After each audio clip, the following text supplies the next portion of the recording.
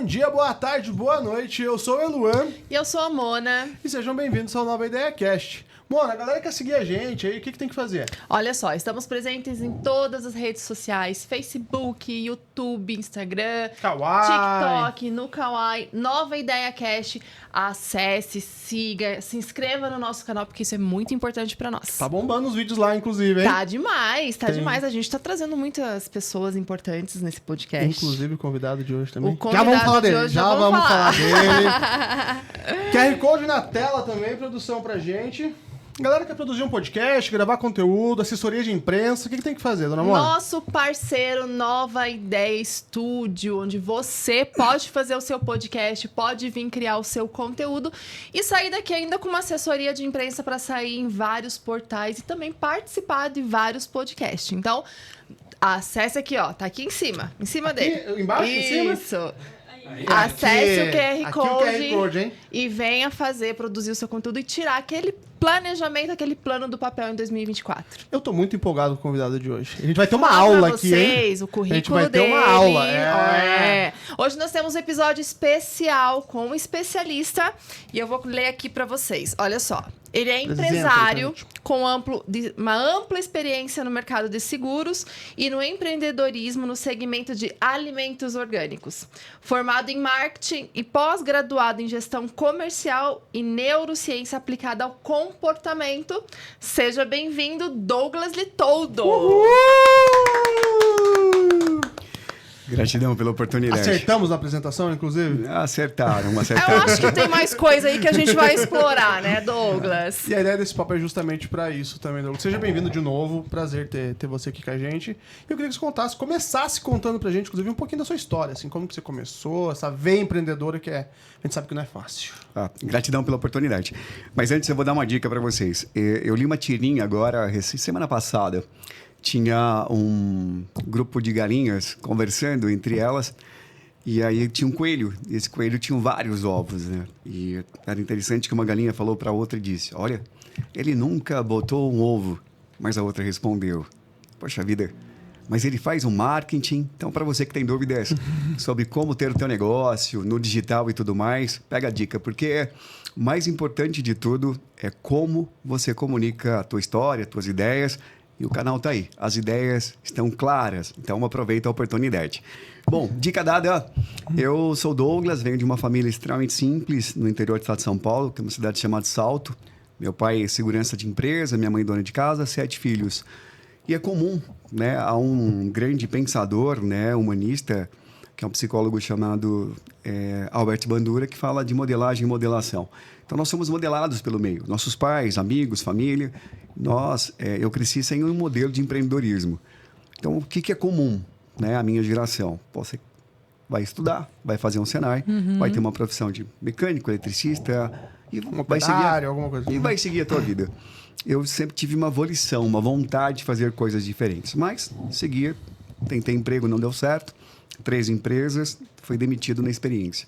Não servia para ser empregado. Vim para São Paulo, em 1995, e montei 3 negócios. De 90 a 95, quebrei 3 negócios. Então, eu estava numa encruzilhada. É como se tivesse queimado o meu navio. Só tinha uma possibilidade. Ou eu avançava, ou avançava.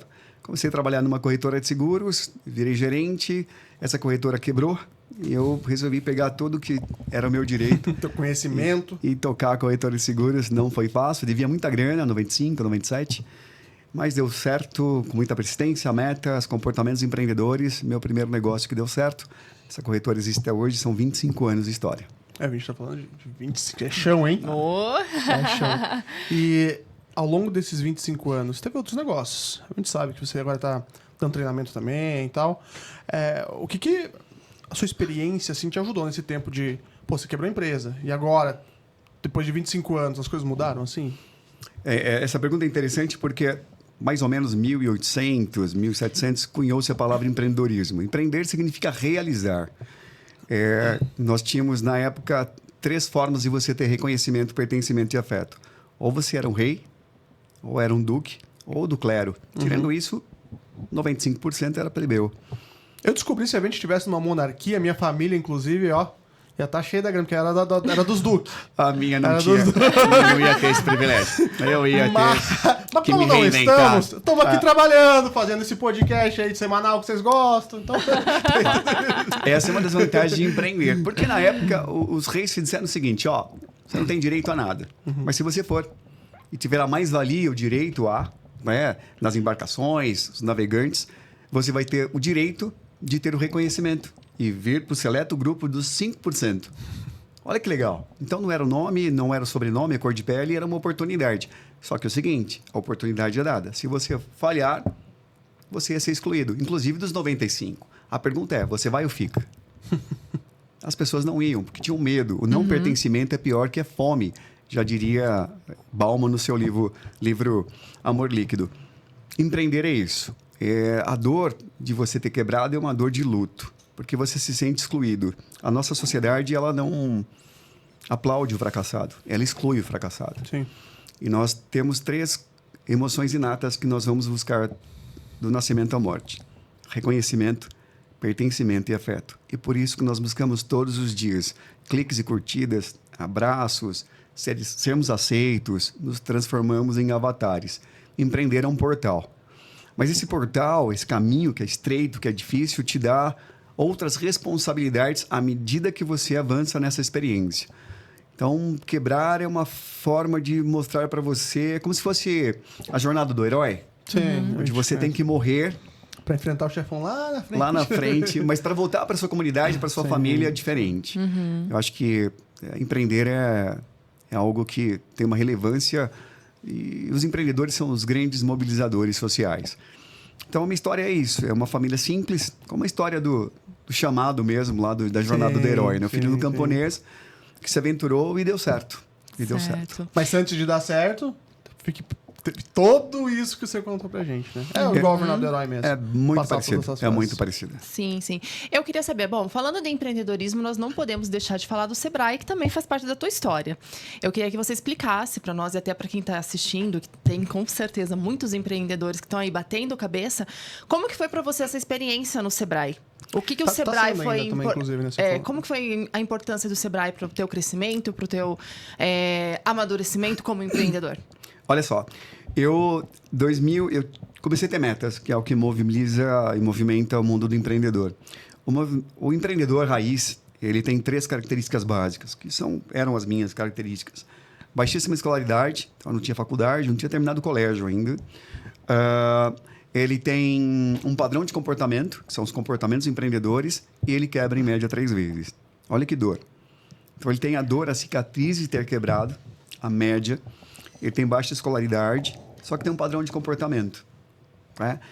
E eu comecei a estabelecer, bom, de 95 a 97 precisava pagar as contas. Eu devia mais ou menos o dinheiro de hoje, R$1 milhão. Mas, com muito esforço, paguei todo mundo. Todo mundo. Eu lembro que o último, que era uma dívida que eu tinha em Tupã, que meu carro tinha quebrado, eu liguei para ele e falou, mas ninguém paga a dívida depois de anos. Eu fiz questão de pagar e pegar os meus cheques de volta. É só aí que pôde respirar. Né? Mas aí Fundo. Mas olha que legal, Mônica. Quando você fala em respirar e colocar a cabeça para fora, você começa a não olhar para baixo mais. Porque você aumenta a tua autoestima. Aí você começa a olhar para o horizonte. E o que eu queria? Eu não tinha dinheiro para comprar um terreno na época, que eram 36 parcelas de R$236. Eu peguei... Saudade dessa época, né? Hoje em dia... Hoje em dia é o preço de um Uber, né? O preço de um Uber. Mas olha só, eu fui num condomínio onde meus tios moravam e falei para minha primeira esposa, Eliana, eu falei, putz, nós vamos morar aqui. Era uma área linda, 2.000 metros. Ela falou, mas espera aí, nós não temos condições de morar num terreno de 5x20, e nós vamos ter criação, amo animais, São Bernardos, nós vamos ter criadores conservacionistas. E comecei a desenhar, meu tio falou, esse cara é louco. O empreendedor é esse maluco, ele tem uma frequência, Nietzsche. E eles foram julgados insanos por aqueles que não ouviam uma música. O empreendedor ouve uma música, um time, uma batida diferente. E aí eu comecei a trabalhar com essa meta, eu vou comprar. E as coisas aconteceram, muito empenho, muito esforço. 2000 eu compro essa casa, viro criador conservacionistas e crio São Bernardos, 4 São Bernardos na época. Então, muito legal. Só que tem uma coisa, você aprende desse jeito, ninguém te ensina, porque é tentativa e feedback. E um dia, depois de muita insistência, eu fui convidado para fazer um curso do Sebrae chamado Empretec, que é um treinamento da ONU, o melhor treinamento que eu já fiz. eram, na época, 9 dias, que trabalhava comportamentos empreendedores. Cara, eu achava que sabia tudo. Até porque ninguém tinha ensinado e eu tinha muita dor e tinha sucesso. Caminhonete do ano, né? o carro do ano, morando numa casa linda, terreno de 2.000 metros. Por que esses caras vão me ensinar? E eu lembro que naquela época, era 2001, estava o lançamento dos celulares, o PT 950. E eu andava com o celular daquele, que era um status social, e um pager, o bip. Né? O orelhão ligava para mim e tal, porque eu achava que eu era importante. Porque tinha uma coisa que eu não tinha, que era tempo. Eu trabalhava 14 horas por dia. Né? Pesava quase 100 quilos, não fazia esporte, nada, porque ninguém fazia como eu fazia. E no Empretec, que nós trabalhamos com comportamentos empreendedores, há um conjunto, que é o conjunto de planejamento, que é planejamento, metas e busca de informações. É pensar antes o que você vai fazer depois. Naquele dia, era uma quinta-feira, eu chorei. Ninguém me falou nada. Mas eu vi que eu estava fazendo uma coisa com a minha vida que era só trabalhar. E tinha outras coisas para acontecer. Naquele momento, eu defini que eu vou aprender a fazer planejamento. E aí eu comecei a perceber que eu era centralizador, tinha uma equipe de 16 pessoas que podiam fazer coisas melhores do que a minha. O Sebrae me deu isso. Me deu o pensar, o planejamento. Fiquei muito grato. Em 2003, eu faço um processo e viro facilitador desse projeto maravilhoso. E sou facilitador de Empretec hoje. Eu sou muito grato ao Sebrae. Hoje, né? Há mais de 20 anos, né? 22 anos, mais ou menos 21 anos. O Sebrae é isso. É a casa do empreendedor. Onde o empreendedor pode ter os problemas que tiverem da faceta empreendedora, que o Sebrae tem ferramentas para ajudá-los. Eu super recomendo para você que está nos assistindo, procure o Sebrae mais próximo, tem um treinamento fantástico que mudou a minha vida, chamado Empretec. São Sebrae 6 Brasil, dias. né? Brasil. Brasil. Em todo lugar. É absurdo o quanto o Sebrae ele é reconhecido pelos empreendedores, né? Quem não procurou ainda, como você falou, fica o convite aqui para você ir procurar. Dica dada. Não fica aí batendo na cabeça, não, porque tem muitas pessoas que podem te ajudar lá dentro, né? E, Mônica, você traz uma coisa importantíssima, você que nos assiste. Existe um adágio empreendedor que ele é um lobo solitário, porque o empreendedor ele só se aglutina quando tem um problema. E isso é uma coisa que precisa ser quebrada, porque as oportunidades do século XXI, elas estão nas conexões. Então, quanto mais conexões, quanto mais o empreendedor sair, deixar de trabalhar no negócio para trabalhar o negócio, você vai ver que as inovações, as oportunidades, as conexões estão fora do trabalho em si. Nós falamos muito isso no Empretec. Pelo menos uma vez por semana, tem que estar fazendo negócios, relacionamentos, tomando café com alguém, almoçando com alguém, se colocando à disposição das pessoas para você também poder ajudar as outras pessoas. Eu já fiquei à vontade, eu já quero contato para ir lá, viu? Que é muito importante. Inclusive, uma das minhas perguntas também, tu falou que desenvolveu muito network para você abrir sua empresa, porque a corretora que você estava quebrou. Perfeito. O que isso te ajudou, inclusive, nesses contatos e que esse network te ajuda até hoje, assim, Douglas? Olha que pergunta interessante. Vamos pensar em 95, né? A minha cidade hoje tem mais ou menos 130 mil habitantes e lá é sobrenome. Não muito diferente de grandes centros. Né? Sim. Curitiba deve ser pior ainda, né? Mas lá é sobrenome. Meu sobrenome é Silva, o último nome. Poxa vida. Meu pai é segurança de empresa. Então, quando você vai bater na porta de alguém que tem condições de fazer um seguro em 95, eles perguntam, tá, mas de quem é a sua família? Fala, meu pai é o senhor Ovídio. Que senhor Ovídio? Então, a confiança, porque nós vamos vender um pedaço de papel. Partia muito disso. Exatamente. Então, nós tínhamos que procurar... Putz, eu dou a referência. Eu faço seguro do Pedro. Que Pedro? Da Siemens. Pedro eu conheço. Eu faço do João. Que João? Pô, João da Marcicano. Poxa, eu conheço. Então, esses laços são fantásticos. Existe um comportamento empreendedor, uma competência, que é persuasão e rede de contatos. São 3 comportamentos. O segundo comportamento utiliza pessoas-chave para atendimento de metas e objetivos. Então, uma pessoa-chave é aquela pessoa que vai te abrir portas. Não importa quem seja, né? Eu tenho um projeto social, um dos meus projetos, alguns projetos, é levar uma meditação chamada Vipassana para penitência. Desculpa o nome? Vipassana. Vipassana. Vipassana. Tá. Existe no mundo todo há mais de 2.000 anos. E não tinha no Brasil ainda a meditação dentro das penitenciárias. Eu usei a minha rede de contato, coloquei uma meta pessoal de levar esse cavaleiro templário, de levar a Vipassana. E eu, em 2 meses, estava em Santana, Votorantim, Sorocaba. E nós fizemos, ano passado, o primeiro Vipassana feminino, 10 dias de imersão numa penitenciária. 1.800 detentas, 19 passaram pelo curso. E eu estava conversando com o Coronel Marcelo, que é o secretário da SAP, que é a Secretaria de administrativa de penitenciárias. Contatos, pessoas. Em menos de 2 meses, aquilo que as pessoas estavam lutando por 10 anos para fazer, nós conseguimos fazer. Pessoas. Agora, qual é o teu posicionamento na rede? Como é que você é visto na rede? Porque essa é uma rede de dar e receber. Sim. Não só apenas de pedir. É se colocar à disposição das pessoas para dizer para as pessoas, ok, o que é que eu posso fazer por você hoje? Essa reciprocidade, principalmente. Que no final de tudo, não importa a filosofia que vocês acreditem, não importa, vocês vão chegar numa conclusão. Talvez pela minha experiência de ter passado antes, e a conclusão é a seguinte: nós estamos aqui nesse plano com um único objetivo. A meta do universo é a evolução, mas nós vamos aprender na linha do tempo que é servir. Nós estamos aqui para servir o outro, para ajudar esse mundo a ser um lugar um pouco melhor. Falei que a gente ia ter uma aula, viu, mano? Bom, eu li um pouco sobre todo o seu currículo aí. Eu vi que você dá treinamentos também, palestras. Eu tenho aqui que são mais de 8.000 pessoas. Já foi mentor para mais de 50 empresas e assim vai. Qual que é o maior desafio para você ter essa carga, né? Porque é uma carga, porque você traz todo um conhecimento e você passa, mas você também quer ver o resultado disso tudo, né?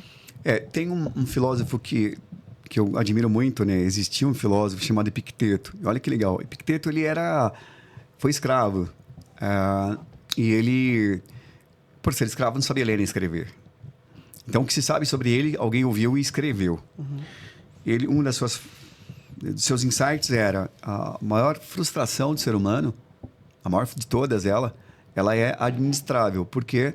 Porque ela é recrutada por uma coisa que nós temos o dia todo, chamada expectativa. Então, quando você tem expectativa sobre alguma coisa, a probabilidade, isso é uma estatística, de você recrutar um sentimento antagônico à felicidade é enorme. O que é expectativa? No estágio que eu estou hoje, eu não tenho mais a expectativa de mudar a vida das pessoas. Eu tenho a expectativa que cabe a mim de dar o meu melhor dentro de um processo customizado que aquele cliente me contratou para fazer. Tem coisas que ele pede que eu falo, cara, não dá para fazer. Não é o meu departamento. Mas o fulano faz. Eu não faço. Porque nós temos uma variável chamada humano. E nós começamos a aprender, a neurociência tem nos ajudado muito nisso. Então, existe um adágio que diz, o sábio não discute com ninguém. Ele não argumenta. Porque se vocês pegarem a tua mente, nós chamamos de experiência, ela cria impressões. E essas impressões fazem com que você veja o mundo. Isso te chama de indivíduo. E às vezes você quer forçar uma pessoa a enxergar uma coisa que você enxerga pelas impressões da sua mente. Não é a minha. Então eu não consigo fazer isso. O que eu posso fazer é influenciar o meio, onde ele pode ter um insight. E nesse insight, ele pode falar, poxa, agora faz a diferença. Vou contar uma história rápida. Antes de chegar aqui, eu fui na farmácia e quis tomar um café. Sabe aquele insight? Vou tomar um café. Sou apaixonado por café. Dona Mona hoje já também chegando pra cá falou a mesma coisa. Aliás, preciso tomar um cafezinho, tá gostoso. Vi lá aqui na Jaú, não sei se é Alameda Jaú, tinha uma placa, café mineiro, bonito demais.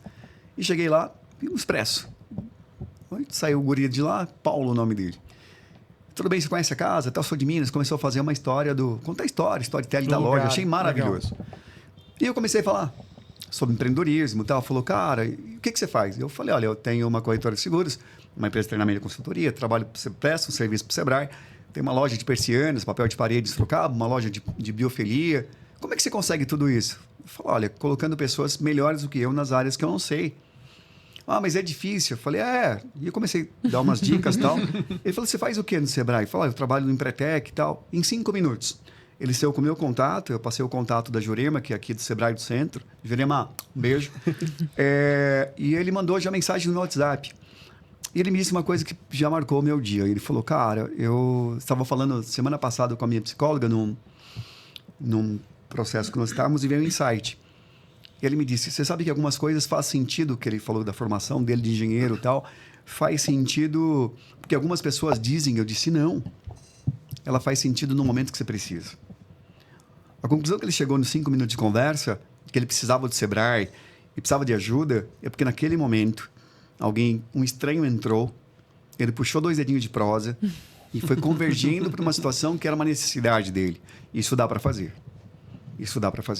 Mas o insight é dele, o momento é dele. Então, se esse momento que as pessoas estão lá procurando melhorar, cara, o insight vai fazer com que ele saia e mude o patamar. Ele vai ampliar a sua visão. E tu percebeu que nesses 2 dedinhos de prosa, que você chamou, você pode já ter mudado a vida dele, assim?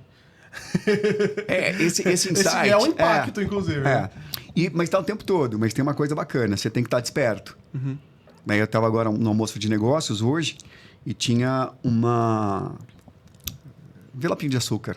Tem frases lá, né? Eu sou apaixonado, faço coleção. Acho que o universo nos dá sinais. E tá lá, realize um sonho. Putz, eu estava pensando, né, que eu preciso revisitar as minhas metas. E guardei. E quem estava comigo falou, pega. Eu falei, não, isso aqui eu vou levar para casa. Eu falei, por quê? Porque isso para mim é um sinal. Ele falou, cara, mas isso é só um potinho de açúcar. É um açúcar. Para ele. Tem uma coisa no marketing que é muito legal, né, da simbiose do marketing, que é a dica para você, que é significante e significado. O significante pode ser o carro, a casa, o café, a caneca, qualquer coisa. Quem dá significado são as pessoas. O que é comum de acontecer nesse mundo, né, de líquido que nós estamos vivendo? Quem determina o significante são as pessoas. Então, você segue esse oceano que são as redes sociais. Então, estar feliz é estar jantando em Roma. Estar feliz é estar em Dubai. Estar infeliz é você ter uma Ferrari. Estar feliz é você morar em Alphaville. Estar feliz... Só que você esquece que esses símbolos talvez não sejam os teus. Eu gosto de cavalo. Então, estar feliz para mim é ter um cavalo. Tudo bem? Mas alguém fala, cara, mas gasta muito e... Então, isso é minha felicidade. Você entende isso? E as pessoas precisam começar a entender isso. Por que a construção dessa narrativa? Porque o primeiro comportamento de empreendedor de sucesso é estabelece metas que têm um desafio e um significado pessoal. E o significado é seu, não é da esposa ou do filho. Não que você não tem que ter metas em família, mas é a tua meta. É isso que mobiliza. É isso que transforma nessa força, nessa coragem de fazer as coisas acontecerem. Ele vai acessar uma coisa como simbolismo que só ele sabe que é importante. E essa jornada com que faz com que ele recrute todos os outros comportamentos para que ele possa vencer, e eu tenho uma expressão de esporte, né, que é beijar essa lata, realizar esse sonho. E quando a gente fala principalmente de empreendedorismo, pegar a sua... de 97 até agora, assim, a maioria dos empreendedores fala que é uma luta diária. Empreender é uma luta diária. E para ti, que empreendeu lá atrás, lá em 97, há 25 anos atrás que você falou, qual que é a grande diferença para os negócios de hoje, assim, para o mundo atual, de como era antes? Olha, tem 2 coisas importantes. Primeiro, nós, eu vou, se me permitir dar umas dicas de leitura, tem um livro chamado Pense de Novo. Esse livro ele conta a história muito impactante, que em 1949, mais ou menos, um grupo de experientes bombeiros americanos se aportaram para vencer um incêndio lá numa montanha americana. Eram 14 bombeiros, o vento muda e eles têm que fugir. O capitão faz um risco lá e deita, um foge. De 14, 12 bombeiros morreram. A perícia vai ver aquilo e fala, era administrável isso. Porque cada bombeiro carregava, em média, 13 quilos de produtos. Até o extintor, a máscara, a serra e tal. Se eles tivessem soltado, né, porque era 200 metros cume da montanha, eles tinham sobrevivido. A pergunta é, por que eles não soltaram? Na iminência da morte.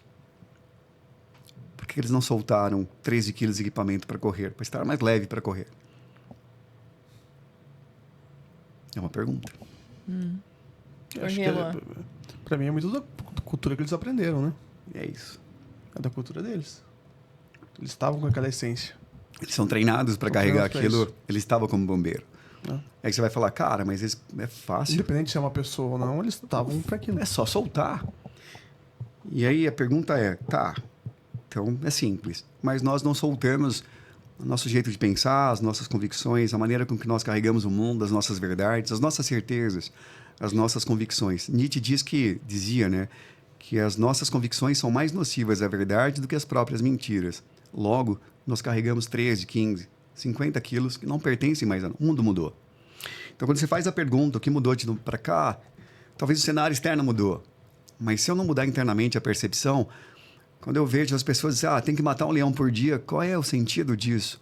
Problemas sempre existiram e sempre vão existir. O problema faz parte da vida do empreendedor. Há um livro do Verdadeiro Poder, de Vicente Falcone, que ele diz o seguinte, uma empresa que não tem problemas, ela está fadada ao fracasso, porque problemas são fontes de oportunidades para você construir uma meta. E aí vem uma inovação. Então, quando eu vejo as pessoas reclamando de que as coisas... Não estou dizendo que elas estão fáceis, elas estão difíceis. Mas tem que matar um leão por dia, é tão difícil. Sempre foi assim. Nada mudou. Nada mudou. Faz parte do mundo dos vivos. Viver é um risco. Então eu preciso repensar isso. Porque esses problemas, desde que o homem da caverna, né, os nossos ancestrais, cara, é isso. Agora, os nossos desafios são diferentes. E a palavra não é o problema, a palavra é o desafio. Quais são os novos desafios? E de alguma forma isso te recruta a vontade de ficar mais jovem, afiado, preparado. Eu estou no meu segundo casamento, tenho 3 filhos, Stefano, filho do primeiro casamento da minha esposa, e tenho a Helena com 7 anos e a Sofia tem 2 anos, filha da pandemia. Se eu não me preocupar com aquilo que eu vou colocar no meu prato, de fazer 6 horas, no mínimo, de atividade física, aquilo que me cabe para viver bem, estar bem, ter condições físicas e motoras, para viver com as minhas filhas o máximo que eu puder, na intensidade de um pai jovem, eu vou perder isso. Então, o que está no meu controle? Cara, eu vou acordar de madrugada e vou correr. Cara, eu vou para academia. Eu amo fazer academia? Não, mas eu faço com prazer. Traduzindo isso para o mundo empreendedor. Se eu tenho uma empresa e eu tenho paixão pelo que eu faço, eu vou encarar o problema como desafio. Não é fácil, mas é possível. E aí eu vou encontrando nesse desafio o prazer. Porque o que nós temos medo, isso é do humano. Nós temos um cérebro que está conosco há 200 milhões de anos, que é o nosso cérebro reptiliano. Qual é a meta dele? Só tem uma meta: sobreviver. E para sobreviver, tudo que é incerto, ele vai sabotar você. Ele vai minar a tua força. Isso é dele. O nosso cérebro mais potente, que está aí, né, 2 milhões de anos, que é o córtex pré-frontal, cara, ele vai perder. São 200 milhões de evolução. Aí o conhecimento te liberta. Por quê? Porque essa compreensão de que essa energia está sendo minada, vazada, você tem que compreender que isso é zona de conforto, que é a meta do teu cérebro mais antigo. Se eu encaro como desafio, que eu preciso quebrar essa inércia para fazer as coisas efetivamente acontecer, vocês vão pensar, ok, viemos de Curitiba aqui, temos um desafio enorme de fazer. Mas, cara, a gente não vai voltar para lá. Nós queimamos o navio. Agora é avançar, avançar, avançar. Não são dias fáceis, são dias de muita tristeza às vezes. Mas cada conquista você fala, pô, como diria o filósofo Falcão, se meu joelho não doesse mais, valeu a pena. Valeu a pena. Isso que é legal. É você chegar no final do dia, tomar uma cerveja, um café, o que seja, e contar as vitórias daquele dia, sabe as pequenas conquistas? E quando você mais percebe, você fala, cara, eu tô feliz. E essa fração desse momento chamado felicidade, ela vem e tem uma senha, tem uma receita. Como a receita da nossa avó, que tinha lá os pratos. Qual é a senha? Guardem isso, que vai cair na prova da vida. Guardem isso, que vai cair na prova da vida. No final, a gente revela. É o esforço. Só que para ter esforço, eu tenho que ficar num parâmetro. Eu tenho que sair da zona de conforto. Eu não quero esforço. Eu quero conforto. Mas o ganho, ele está nesse espaço vazio, nessa incerteza. Está no esforço. Tu deu o Assim, exemplo, inclusive, do avião. Para mim, na sala aqui, sempre tem um espaço. Há uma frase do Rubem Alves, do livro dele, que é mais ou menos assim. Sonhamos o voo, mas tememos o espaço vazio. Para voar, é preciso amar o vazio. O vazio é o espaço da liberdade, é o espaço da incerteza. Para voarmos, há de haver o vazio. Os humanos, os homens, amam voar, sonham voar, mas os homens precisam de certeza. Por precisarem de certeza, eles preferem as gaiolas, porque é lá, nas gaiolas, que as certezas moram. Muito bom, muito bom. Você falou muito de zona de conforto. Eu já fui em alguns treinamentos que tiraram eu, assim, parece que eu criei asas e saí da minha zona de conforto. E eu vim desses treinamentos com uma clareza gigante de tudo que eu precisava fazer. E nesses treinamentos eles tiveram algumas dinâmicas. Como que você aplica essas dinâmicas nos seus treinamentos? Bom, Quais são as dinâmicas? Vamos compreender.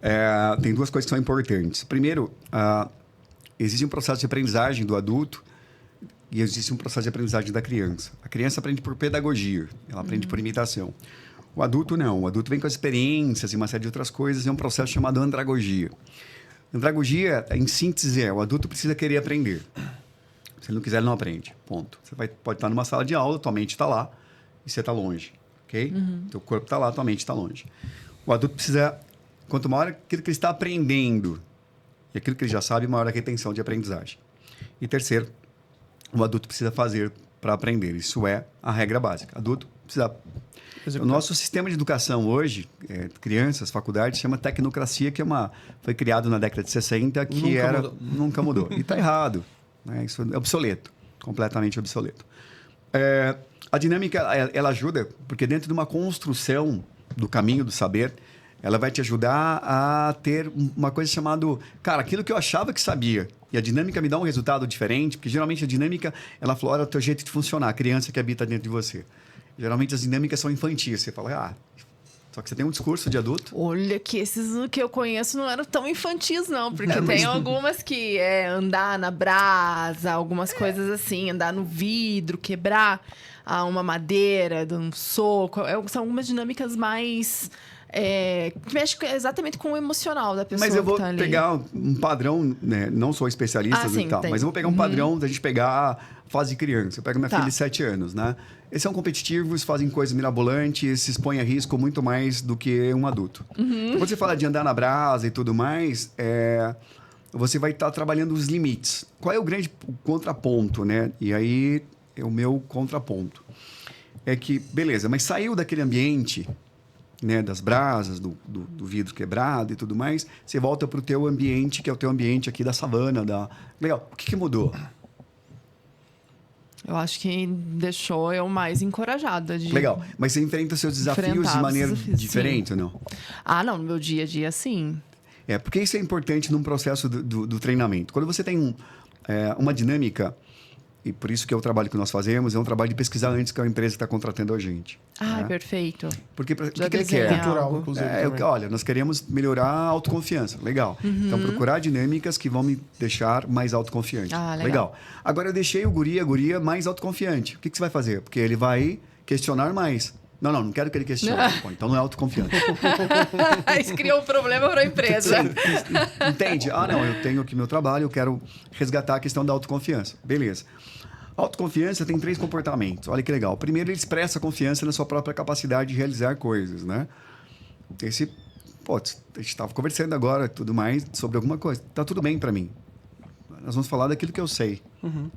Ou de coisas que são minhas. Cara, você tá nervoso? Não. Tá tudo bem. Minha filha fez uma prova de inglês ontem. Ela estava preocupada, depois ela estudou e falou, papai, é fácil? Sim. Por que é fácil? Porque eu já sei, eu já estudei, meu cérebro passou por aquilo. Segundo, você, além de expressar essa confiança e tudo mais, você vai fazer uma coisa que é comum à autoconfiança. Ele vai buscar autonomia sob normas e controle dos outros. Legal? Então, numa sociedade que tem um parâmetro, aquele que busca autonomia, ele é visto como maroto. Então, o que você quer? Vou treinar meus colaboradores para ter autoconfiança, mas está todo mundo fugindo das regras. Não. Eu quero que eles façam e cumpram as regras. Então, eu preciso compreender isso. Mas as dinâmicas, elas servem justamente para descongelar uma base condicional de comportamento e mostrar um outro padrão. Esse outro padrão, que é importante, ele precisa de uma coisa que Bandura fala muito sobre isso, que é uma autorrecompensa. Legal? Então, ele precisa ser recompensado. Num processo de mudança, e aí... Pensando nesse processo de modelagem e modelação, tem 3 formas. Primeiro, melhor de todas, ok? É mostrar como é que faz. Então, eu arrumo a cozinha. Eu arrumo a cozinha. Em casa, nós temos um adágio, uma regra. Nós não batemos nenhum ser vivo. Eu cata bicho, a gente coloca para fora e tal. Eu faço isso. Minhas filhas fazem isso. Nós temos bastante projetos sociais. Eu as levo. E hoje, uma parte da mesada das minhas filhas, a mais velha, coloca para ajudar. Eu nunca pedi. Isso é modelação. Legal? Eu vejo coisas caídas, eu pego. Tudo bem? Isso é meu. Então, o melhor é um modelo. O segundo é o reforço positivo. O que é o reforço positivo? Você tem um filho que tirou 10 em português e 5 em matemática. O que é comum no padrão? Você descartar um pouco 10 e cobrar o 5. Bandura fala, mas o que você quer mobilizar? Modelar o 10. Então, você não vai ignorar o 5. Mas faz uma recompensa, agradece, reconhece o 10. E a criança fala, papai, mas e o 5? Cara, o que eu posso fazer para te ajudar? Não sou muito bom de matemática, mas o que eu vou fazer aqui? Faça isso, legal. Talvez ele nunca tire 10, mas ele vai para o 7, celebre 7. Entende ou não? Nós somos opostos, até nos nossos relacionamentos. Eu sempre digo que os relacionamentos, eles são regidos por fotografias. Poxa, vocês têm uma vida de 10 anos juntos e aconteceu algo que impactou. E parece que a vida fica travada lá. Cara, é só uma foto. O filme é lindo, aquela fotografia não é. mas é uma fotografia. Por que você pinta aquela fotografia de cinza se o filme é maravilhoso? Esta é uma das compreensões. E terceiro, um bom filme, um bom livro ajuda a modelar. Mas o melhor de todos, num processo de mudança, sempre é o exemplo. O que é comum nas organizações, principalmente grandes, falam-se muito, mas a gente segue, principalmente lá em cima, no topo, não segue as regras do que está sendo falado. Ele não é o primeiro exemplo de que aquela coisa está acontecendo. Então, quando nós fazemos de dinâmica, eu sempre gosto da andragogia. É uma dinâmica que vai estar voltada para o objeto fim do meu contratante. Nós vamos fazer 2 trabalhos agora, aqui no Alphaville, para 2 empresas, que vai falar sobre cultura.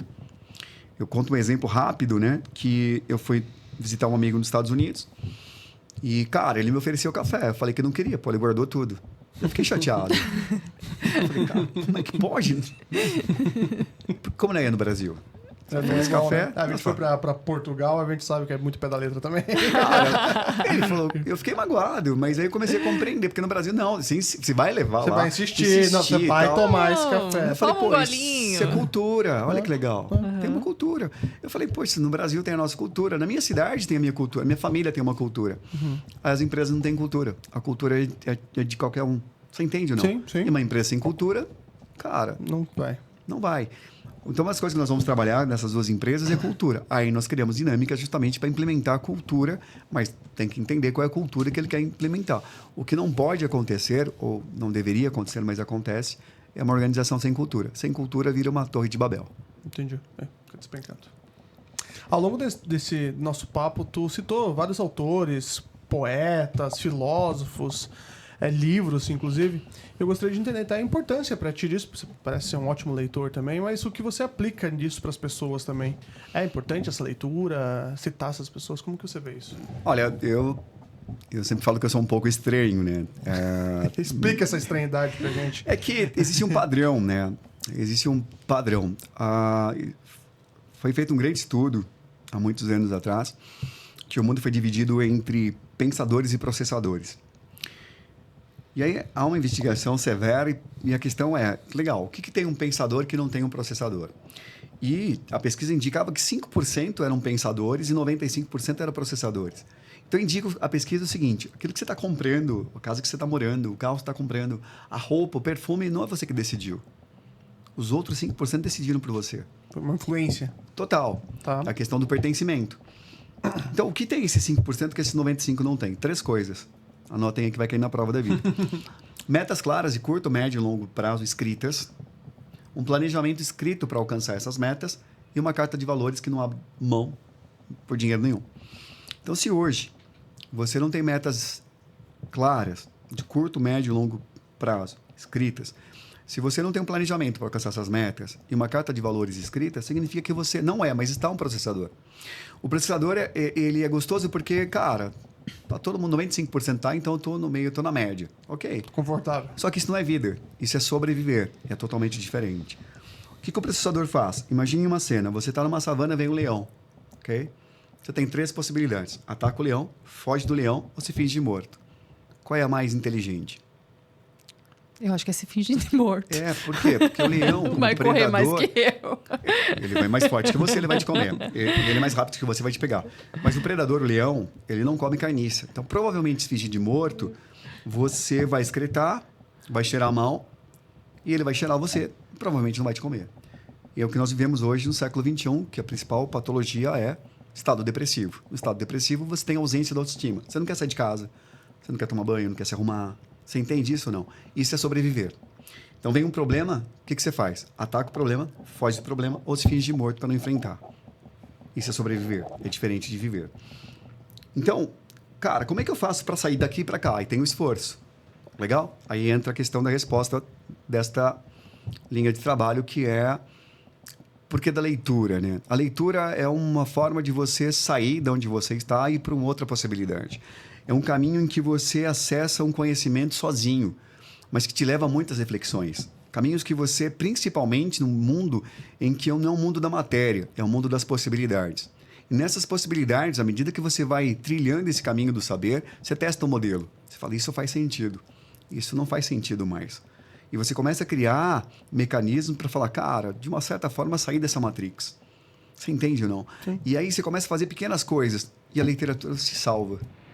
Aí você vai começar a perceber que a tua própria consciência começa a direcionar para onde você vai ler. Quais livros e tudo mais. Eu sou apaixonado por leitura. E você passa isso para os seus filhos também? Muito. Tanto que, pelo menos uma vez por mês, né, a Helena, que lê bem, nós vamos para o shopping e ela escolhe um livro de presente. Eu queria que você deixasse, então, 3 livros, uma dica, assim, daquela de Já deu várias, inclusive ele já deu várias aqui pra 3 gente. livros que você... que é indispensável para uma pessoa que quer empreender Bom, hoje. Vamos lá. Eu acho que eu vou citar 2, assim, de bate-pronto, que são fantásticos, que é o Pense de Novo. Não me pergunte o nome do autor, mas depois o Pense de Novo. O livro Flow, que é fantástico, né? Flow, um dos melhores livros que eu li esse ano. E tem um da Brené Brown, que é Coragem de Ser Imperfeito, que é essa sensação de você mostrar para as pessoas que você é vulnerável, você também erra. Eu tenho uma filha e uma das minhas filhas, não vou dizer quem é, ela ainda faz xixi na cama, né? E uma vez ela estava comigo, e ela fica mal, e eu fiz xixi na cama para mostrar para ela que eu também erro. Naquele dia foi libertador para ela. Ela disse: papai, você também faz ainda? Falou: escapou, filha. Ela ficou tão feliz, mas tão feliz que ela falou: meu, eu também, cara, isso pode acontecer. Você entende ou não? Estar vulnerável, principalmente nos dias de hoje, parece que você tem que ser o super-homem, né? A super-mulher, a Mulher Maravilha. Cara, não, nós somos humanos. Então, esse estado de compreender isso é um estado extremamente importante até para você se aceitar mais, né? Mas as duas formas, tanto a sua fragilidade como as suas forças também. Isso que você falou, inclusive, mostra o quanto você estudou sobre isso, principalmente, porque quando a gente até faz as perguntas de livros de empreendedores, para outros empreendedores, eles vão no óbvio. Quem pensa enriquece, Napoleão Hill, e tu falou livros que eu, pelo menos, não conheço ainda, mas me despertou o interesse de conhecer isso também. E a minha pergunta é justamente essa. Você acha que o sair do óbvio somente para um empreendedor é importante? Tem uma coisa, e aí não é nenhuma crítica a ninguém, tudo bem? É só uma observação. Opinião, uma observação. É muito comum, de novo, né, esse mundo dos processadores. Não estou dizendo que não deu certo, já deu muito certo e está tudo bem, está tudo certo.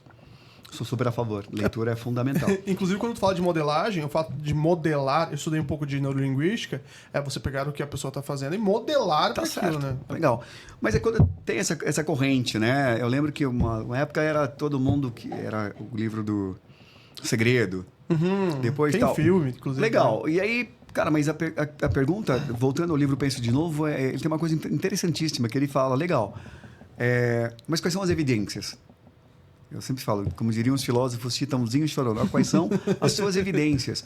E se você começar a perceber e perguntar para essas pessoas, primeiro, não tem evidências. Nós temos uma coisa que é comum aos humanos, principalmente para nós brasileiros, que é ovo de cuco. Cuco é uma ave. O cuco, ele bota o ovo, mas ele não choca o ovo. Ele deixa para outra chocar. Ele tira o ovo da outra ave e coloca... Legal. E a outra ave choca e cria o filhote. São as ideias. Então, às vezes, nós defendemos ideias, brigamos com a família, brigamos com a esposa, com o filho, com a nossa comunidade, de ideias que nós defendemos como se fosse uma verdade absoluta, não são nossas. Colocar na nossa cabeça. E nós não perguntamos, tá, legal, quais são as evidências? E se você perguntar para a maioria das pessoas, eles não têm evidências. Eles não sabem por que pensam daquela maneira, porque defende aquela ideia, ou porque defende aquela convicção. Quando você parte do pressuposto para ter várias linhas de pensamento, você chega a uma conclusão, é a sua conclusão. Tudo bem? Você testou um modelo. Então, quando tem uma coisa muito corrente, muito forte, todo mundo fazendo, questione, peraí, tem um padrão aí. E tem uma coisa que é um grande segredo. O nosso cérebro adora padrão. Porque padrão é segurança. Se está todo mundo fazendo, 95, cara, deve ser aí. Entende isso, não? Então, sempre questione padrão. Porque o nosso cérebro vai buscar todas as vezes, até para tomarmos decisão, uma linha, que é a linha de sobrevivência. Ele vai buscar um padrão. E as pessoas, elas conseguem sair desse 95%, Douglas? Conseguem. O Empretec ajuda muito nisso, porque o Empretec, ele te dá como base uma competência de metas, são 3 comportamentos, metas de significado pessoal, uma visão de longo prazo, clara e específica, e metas de curto prazo. Te dá isso. Você sai de lá com 3 metas. Te dá planejamento. Um planejamento pelo menos para 12 meses. Beleza. O que ele não vai te dar, e você vai ter que descobrir, quais são os seus valores.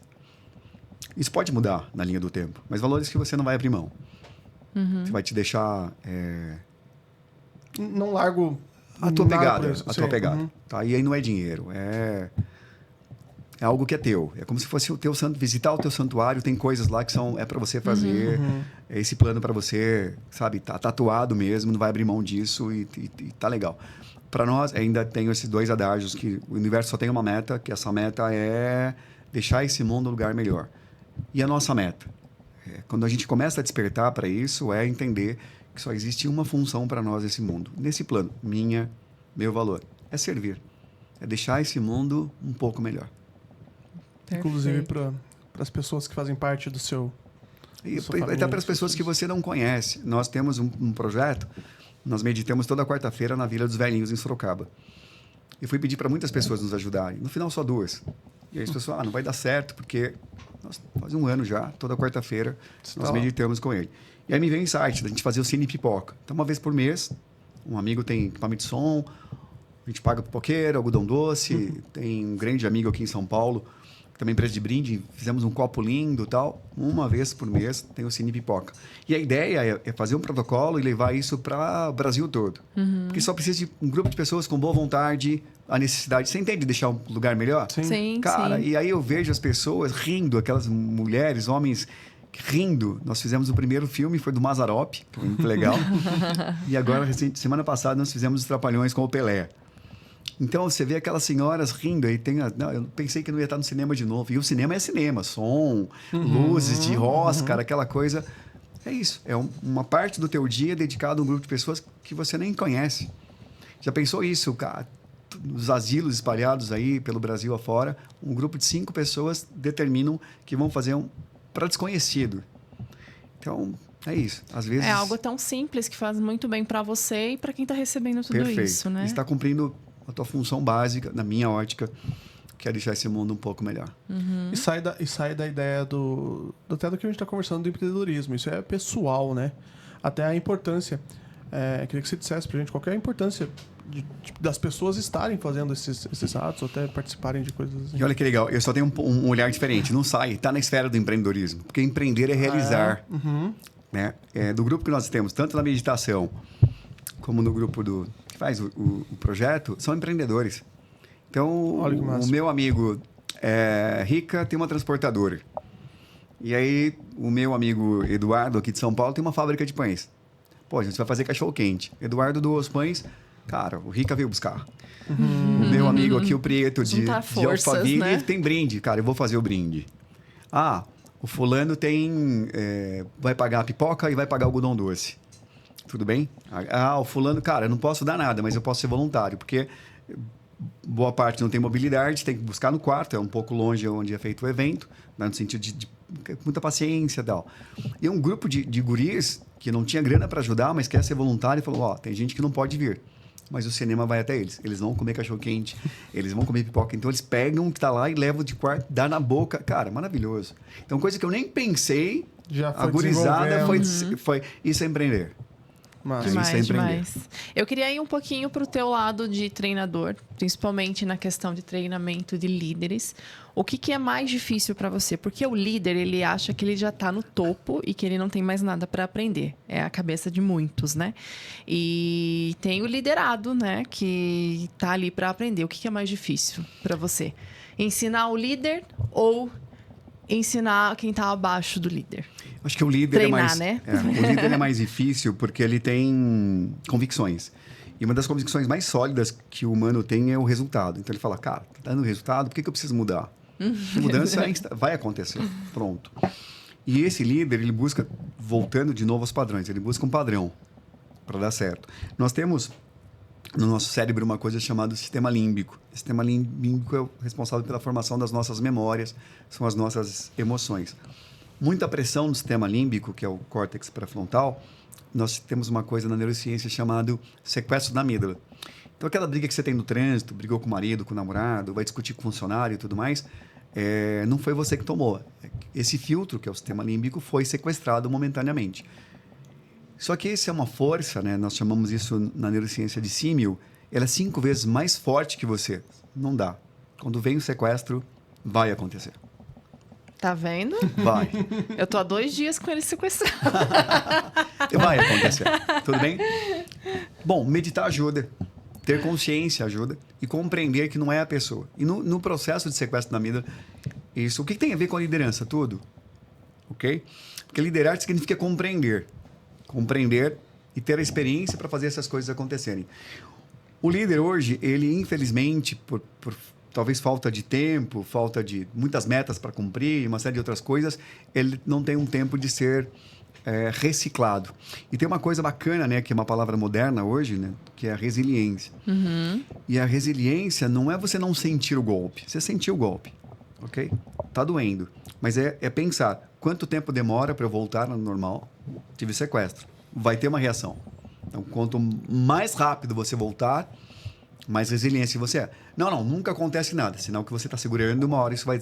Aí vem uma coisa da neurociência, da psicanálise, que é deslocamento. Tá, você não brigou com o colaborador, mas você vai brigar na sua casa. Você vai discutir no trânsito, tudo bem? Você vai chutar o cachorro. E vai explodir. Tudo bem? É o cúmulo, vai vazar. É dentro desse aspecto. Depois a outra legal, eu entendo que isso acontece naquele ambiente. O que eu posso fazer para melhorar isso? Entra a bandura de novo, que é o processo de modelagem e modelação. Então, hoje, é comum as empresas estarem tanto focadas em metas, que são números quantitativos e não qualitativos. Só que eles esquecem de uma coisa extremamente importante. Pessoas.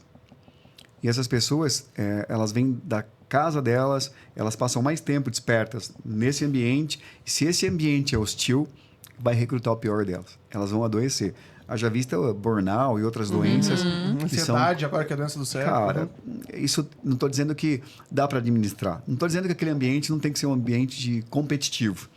Mas um ambiente competitivo é totalmente diferente de um ambiente que adoece. Legal. E antes da gente entrar no pod, a gente estava falando muito de praticidade.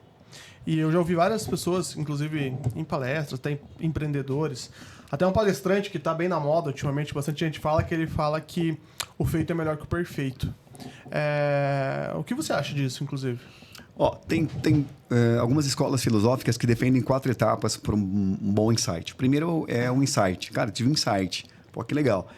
Eu preciso deliberar nesse insight. Deliberar significa pensar. E pensar, nós temos 3 comportamentos. Eu vou dedicar um tempo para buscar informação, falar com as pessoas. Eu vou investigar um concorrente, ver como isso está. E vou consultar um especialista. Alguém da área, um advogado, beleza. Então, olha, eu tive insight, eu deliberei.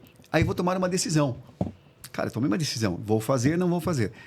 Mas quando eu tomei a decisão de fazer, eu preciso fazer. Ok? Porque é muito comum as pessoas ficarem até o 3º estágio e não ir para a ação motora. Vou dar um exemplo.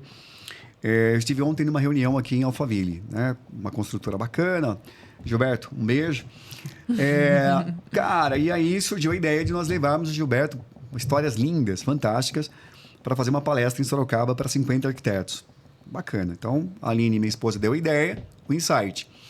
E foi ontem. Aí deliberou, tal, o que você acha, tal. Hoje, conversei com ela por telefone e tal. Aí, o Carlos, que é um amigo de Pirapozinho, Carlos, um beijo.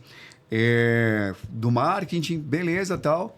Cara, de Sorocaba para cá, montei o grupo, startei, colocamos uma meta de fazer até agora, o final de abril, esse evento, e todo mundo com as suas responsabilidades. Isso de Sorocaba aqui. Gravei o áudio para todo mundo. Um dia. Não, foi um dia, foi uma hora. Então, de ontem para hoje. Então, legal, a ideia é boa? Temos condições de fazer? O que impede? Estão discutindo o tema, são os refinos. Você entende isso ou não? Cara, faça. Pode ser que o evento não seja perfeito? Pode. Aí entra o feito é melhor que o perfeito. Mas você vai dar o seu melhor. Sim. Tudo bem?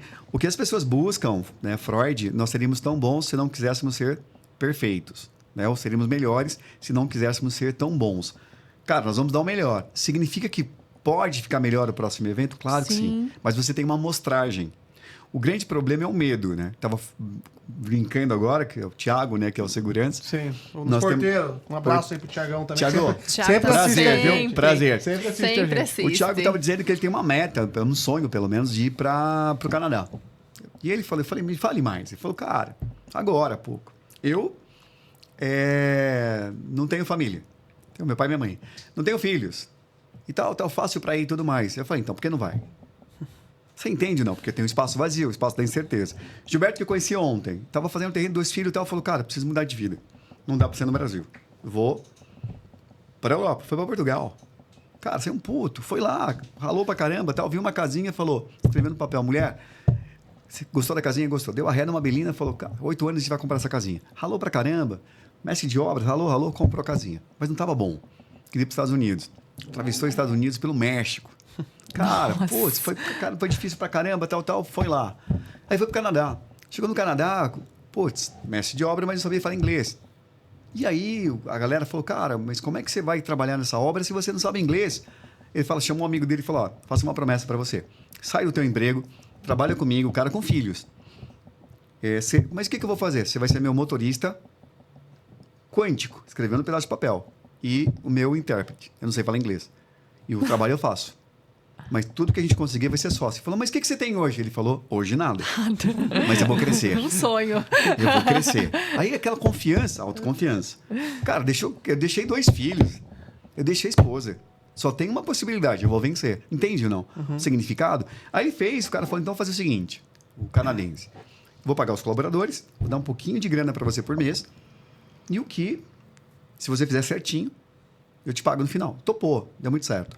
Aí ele viu lá uma vaga de encarregado de uma grande empresa portuguesa, Canadá. Cara, não tinha qualificação. Independência e autoconfiança. E essa vaga aqui, não, mas não sei o que. Chegou um cara, olhou para ele e tal. Ele não tinha qualificação técnica, mas entendia de projetos. Ele deu uma aula de projetos. Contratado. Foi contratado. $50 a hora, aquela coisa toda. Você entende o movimento, não?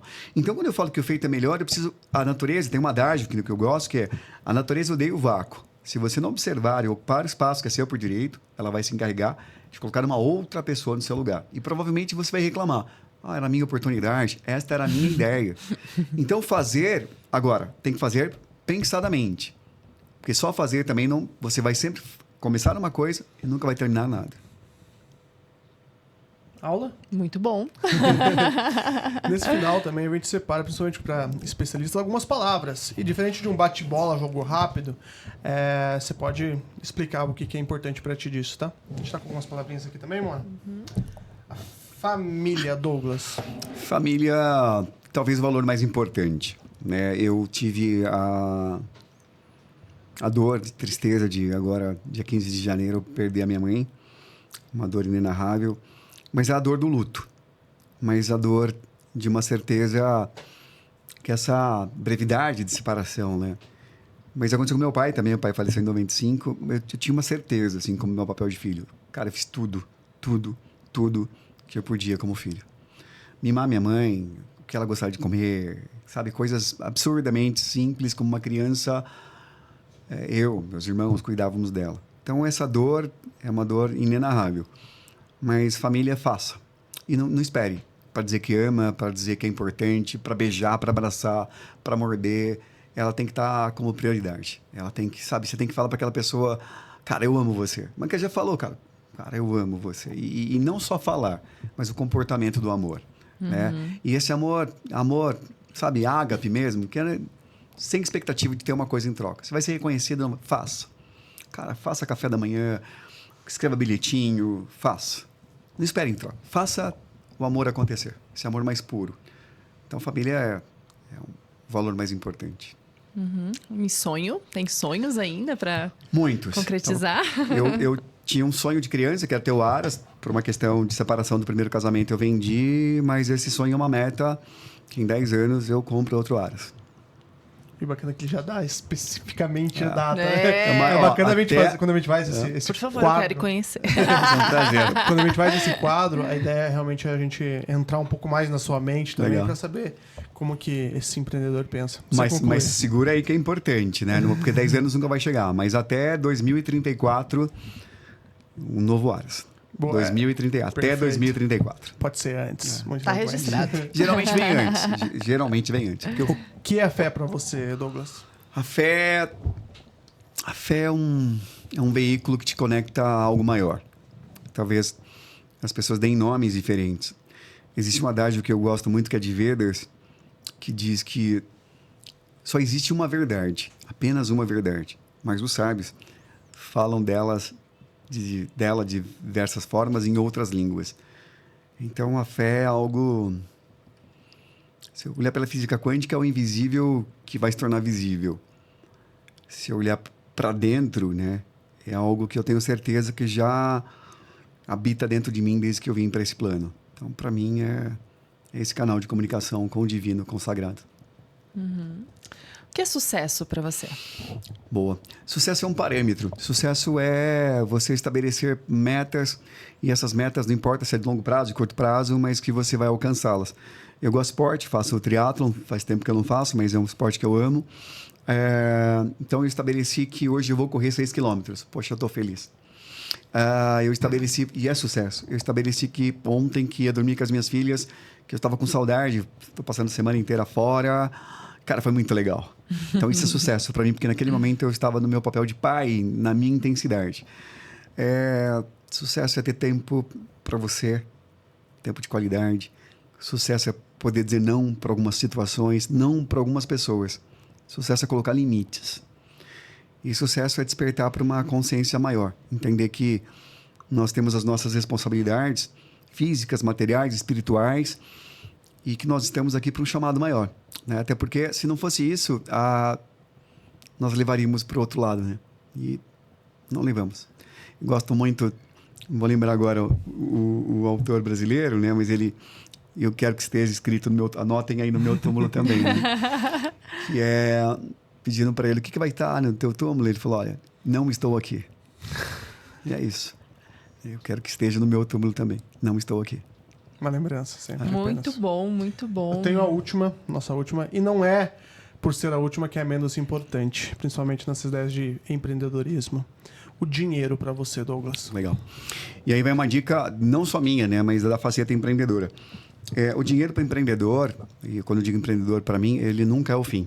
Ele é só um começo. O dinheiro te dá mais tempo de qualidade. O dinheiro faz com que você tenha autonomia. Estava conversando com vocês agora ali nos bastidores, né? As pessoas falam, eu quero ter independência financeira. Você não está trabalhando, morando mais com seus pais, não depende deles, você já tem. O que é diferente da independência financeira. Liberdade, você falou. Liberdade. Liberdade é diferente da independência. Então, dinheiro é isso. É um meio para você realizar coisas, é um meio para dizer não, é um meio para ter mais tempo, é um meio que se você quiser viajar, como meio. E meio em tudo. Né? Eu vejo pessoas desesperadas para ter mais. Tá errado? Claro que não. Mas o que eu posso fazer para deixar a vida das pessoas melhores? Né? Quantos projetos eu posso desenhar com esse dinheiro para dar autonomia para as pessoas? Um exemplo disso, a gente está com um projeto de fazer um lago, um orquidário, dentro desse asilo. Dinheiro. Mas as pessoas que estão doando falam, cara, eu tenho dinheiro, eu vou doar... Você entende o dinheiro, a movimentação? E você falou de fé, né? Dinheiro é uma energia. Ela é uma energia. Então, não é um número que você tem lá na conta bancária. Isso é importantíssimo. Tenham, que é importantíssimo. Mas chega num limite que você fala, cara, o que eu posso fazer, né? Para que eu posso colaborar para o entorno para que esse mundo fique melhor? Quando a gente começa a descobrir isso, você vai ver que não é você ser Madre Teresa de Calcutá. Não. Mas você compreender que você pode impactar positivamente a vida de muita gente. Então, dinheiro é sempre o meio, nunca é o fim. Foi foda esse papo. Nossa, foi muito bom. Passou rápido. Passou voando. Mas eu gostaria que você deixasse uma dica final pra galera também, Douglas. Essa aqui. Para essa câmera. Olha só, eu gosto muito de pensar, né? Mas tem um guri que eu admiro muito, né? Admirei muito, continuo admirando, né? Que foi preso injustamente. E ele escreveu uma carta para todos nós, né? Para pensarmos sobre isso. Então, aprender é bom, vai te dar liberdade, vai te dar dinheiro, vai te dar status social. Mas ele escreve uma coisa fantástica, né? Que aí talvez é uma coisa que está te impedindo de ser quem você é. E a carta escrita por Mandela é mais ou menos assim, tá? Nossos medos. Nosso medo mais secreto, mais profundo, não é o de sermos imperfeitos, inadequados. Nosso medo mais profundo é a nossa luz. É a nossa luz, não as nossas trevas, que mais nos apavoram. E às vezes nós nos perguntamos quem eu sou. Para ser perfeito, brilhante, maravilhoso, poderoso, fabuloso. Na realidade, quem você é para não ser. Se apequenar, não ajuda o universo. Você nasceu para manifestar a glória do universo que existe dentro de você. E não é para um ou outro, é para todos nós. Se fazer pequeno para que os outros não se sintam inseguros na sua presença, não ajuda o mundo. Você nasceu para manifestar a glória de Deus que existe dentro de você. E conforme você deixa a tua própria luz brilhar, inconscientemente, você dá liberdade para que os outros façam isso também. E conforme você se liberta do seu medo, automaticamente, a tua presença liberta os outros. Liberte-se. Seja feliz. Aplausos pra isso, gente. Obrigado, gente. Douglas, muito obrigado. Realmente foi um Gratidão. prazer inenarrável. Fazia tempo que não usava essa palavra, hein? Ter você aqui com a gente. E, por gentileza, compartilha suas redes sociais com a gente também. Pra galera que quiser te seguir, quiser contratar, como que faz? Olha, a minha rede social é mais fácil por lá, né? É Douglas.litoldo, Litoldo, Litholdo. Isso é um prazer ter você. Começamos agora nessa jornada digital, que para mim é um espaço vazio, né? De É um vácuo que você diz. esse vácuo, mas um passo de cada vez. Nietzsche, né, dizia o seguinte, negócio muito de Nietzsche, que um passo na incerteza é muito melhor do que viver a vida toda na incerteza. Então, dê esse passo, acho que é importante. E meu telefone, se vocês quiserem, posso passar? A gente deixa na bio aqui, gente, depois? Pode ser? Beleza? Pode ser também. É isso. Gratidão a vocês pela oportunidade. Nós que agradecemos. Sucesso. Nós que Pra agradecemos. E Foi pra muito seguir bom. a gente, deve ter muita gente assistindo o Douglas aqui, hein? O que tem que fazer? Com certeza. Nas redes sociais, Nova Ideia Cast, TikTok, Instagram, Facebook e se inscreva no nosso canal. Mas eu tenho um último recado. Tá Último. vendo? Você tá vendo como a gente tá trazendo pessoas legais aqui, com muita informação? Então, se você quer ser um patrocinador do nosso podcast, por favor, entre em contato com a gente. Vai ser um prazer apresentar Tem o um nosso e-mail projeto aqui para também. você. Tem um e-mail aqui embaixo e também na DM pode chamar lá que a gente vai te atender. E o teu arroba, dona Mona? Ah, gente, eu sou Mona Dom Oficial. Tô lá compartilhando minha vida, um pouquinho do meu dia a dia, Seus do cortes meu de trabalho. podcast também. As coisas que eu falo no podcast, às vezes umas besteirinhas e é isso. E você, Luan? Eu sou o Eluan Carlos, e esse é o Nova Ideia Cast. E Finalizamos por aqui, gente. obrigado de verdade, Douglas. Foi um prazer. Gratidão a todos. Valeu, Tchau. gente. Tchau, tchau. Tchau, tchau. Gratidão. Tchau.